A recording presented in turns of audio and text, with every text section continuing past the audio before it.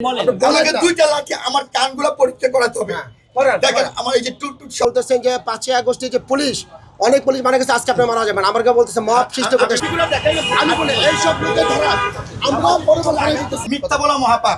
মোদি শাহবাগের এখানে ওই যে রিয়াজুল সাহেব নামে এক এসআই একটা গাড়ির এই হেল্পারকে গায়ে হাত দিতেছে। পরে আমি গাড়ির সামনে বসে পরে নাইমা বলছি, আমি শুধু বললাম যে এই গায়ে হাত দেওয়াটা ঠিক না। এটা বলতেই উনি আমার গায়ে আঘাত শুরু করছে, আমাকে দৌড়ে মাইক শুরু করছে। বলেন ঠিক আছে, এখন আমাকে দৌড়ে আইনা এখন ওনাকে কেউ এখন আমাকে শাহবাগ ইয়ের ভিতরে আইনা আমাকে যেমনি ইচ্ছে এমনি মারছে। বলা মহাপাপ। মোদির সবাই তো বলা কথা বলেন। কে উনি কে? আচ্ছা লাউড করে। হ্যাঁ, আসসালামু আলাইকুম। আসসালামু আলাইকুম। আমি পুলিশ সার্জন রাজাও বলতেছিলাম। কাইন্ডলি কে বলছেন? কাইন্ডলি পরিচয়টা।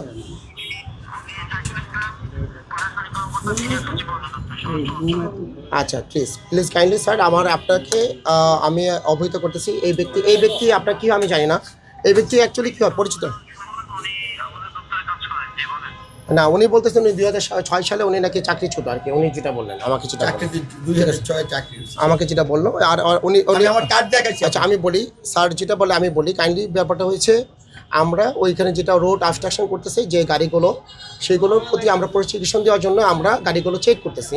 তো একটা ড্রাইভার একটা হেল্পার বেয়াদবি করেছে, তাকে বলা হয়েছে এখান থেকে তুমি চলে যাও। আমি ওনাকে বলেছি তুমি চলে যাও। উনি আইসে আমার সাথে অকথ্য ভাষায় গালিয়ে গালা শুরু করছে। আমি আমার সামনে আমাকে শেষ করে দিবেন।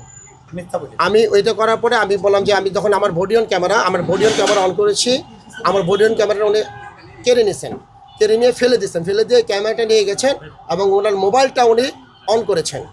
তো অন করার পরে তো আমি যখন আমার মোবাইল অন করতে যাচ্ছি, সে আমার মোবাইলটাও সে কেড়ে নিয়েছে।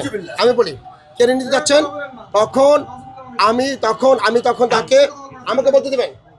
আমি তখন তাকে বললাম যে আপনি যে এই কাজটা আমাকে যখন এই কাজটা করতে আমি বলি তখন যখন এই কাজটা করতে আমি বলি আমি স্বরাষ্ট্র মন্ত্রণালয়ে দিব না কাইন্ডলি। আমি তো এটা দিব কাইন্ডলি, এটা তো আমি দেবো থানায়, ওনার নামে নিয়মিত মামলা দিব। আমাকে একটু বলতে দিবেন। উনি তো মব সৃষ্টি করতে এসেছেন। মব সৃষ্টি করতে এসে উনি আমাকে বলতেছেন যে 5ই আগস্টে যে পুলিশ অনেক পুলিশ মারা গেছে, আজকে আপনি মারা যাবেন। আমার কাছে বলতেছে মব সৃষ্টি করতে এসেছেন। এই কথা বলার কারণে আমি বলছি ইউ আর আন্ডার অ্যারেস্ট।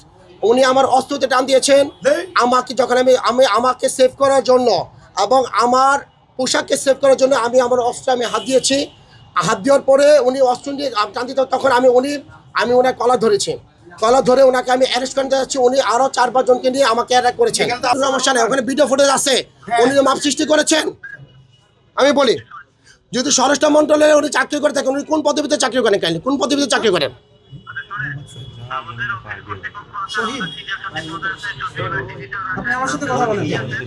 আমি ওখানে নিয়ে যাবো কেন? আমার জুরিডিকশন এরিয়ার ভিতরে যা ঘটছে, আপনার যদি কোনো কথা থাকে আপনি থানার মাধ্যমে কথা বলেন। আমি তো এখানে তো এইভাবে তো কথা বলবো না। আমার কথা হচ্ছে আমার জুরিডিকশন এরিয়ার ভিতরে সে যদি আমাকে এই কাজটা করে, তাহলে আমি তাকে অ্যারেস্ট করে থানা আমি অ্যারেস্ট করে থানায় দিচ্ছি, আমার নামে মামলা দিচ্ছি। আপনার যদি কোনো কথা থাকলে কোর্টে কথা বলবেন প্লিজ। আমি বলি এখন এই ফোনটা আমরা জব্দ করতে চাই। বলে আমার ঘড়ি নিয়ে গেছে, আমার মানি ব্যাগ নিয়ে গেছে, আমার মানি ব্যাগ মিসিং।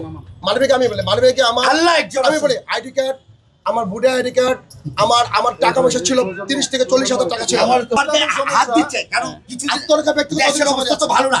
আমি ওনাকে এই কারণে বলছি যে দেখেন গায়ে হাত, আমি বলি ভাই এইটা বলছি, এটা বলছি আমাকে মারছে। এখানে বাসের সাথে